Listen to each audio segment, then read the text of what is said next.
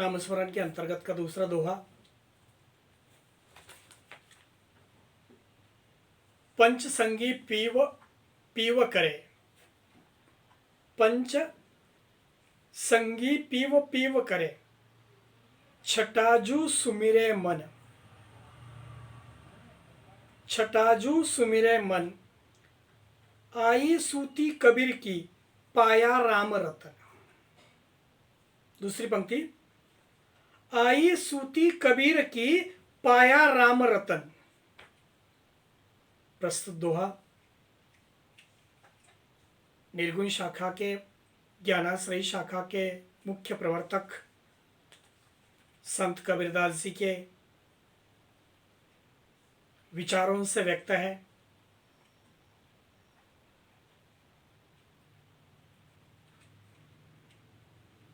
वे यहीं पे इस दोहे के अंतर्गत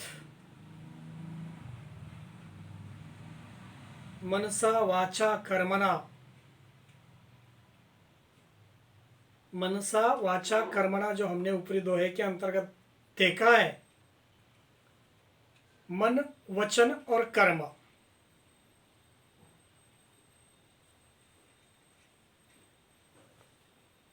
इस साखी में कबीरदास जी सांसारिक प्राणियों को उपदेश देते हुए कहते हैं, मन से किया हुआ भगवान का नाम स्मरण, वाचा से किया हुआ भगवान का नाम स्मरण, कर्म से किया हुआ भगवान का नाम स्मरण, ये सभी सुमिरणों का सार है। यह सभी सुमिरणों का सार है। ये पे पहली पंक्ति के अंतर्गत उन्हें कहा है, पंच संगी पीव पीव करे। पंच संगी यानी पंच ज्ञानेन्द्रिय है, और मन जो छठा जिसके लिए हम प्रयोग करते हैं, जिसका उच्चार करते हैं। प्रस्तुत साखी के अंतर्गत कबीरदास जी ने पंच इंद्रियों के द्वारा प्यू प्यू करे यानी राम नाम की रट करे, जप करे, लेकिन जो छठा है मन, या जिसके लिए हम कहते हैं अंतकरण, इन पांचों के द्वारा कहे गए विचारों से मेरा छठा जो इंद्रिय है, ज्ञानेन्द्रिय है, वह भी पूरी तरह से ब्रह्मा से अनुरुक्त हो चुका है। राम नाम के महत्ता का अनेक बार उन्होंने वर्णन किया है, लेकिन इस दोहे के अंतर्गत हमें देखने के लिए मिलता क्या है? इस दोहे के अंतर्गत कबीरदास जी की निष्ठा और एकाग्रता का उल्लेख हमें स्पष्ट झलकता हुआ दिखाई देता है।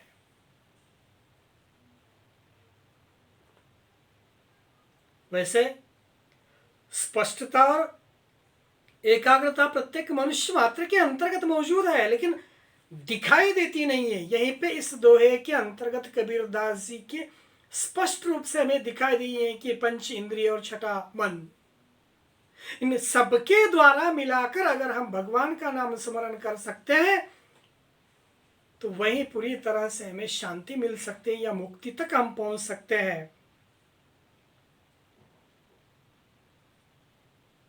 कबीरदास जी इस जगह पर यह भी कहना चाहते हैं,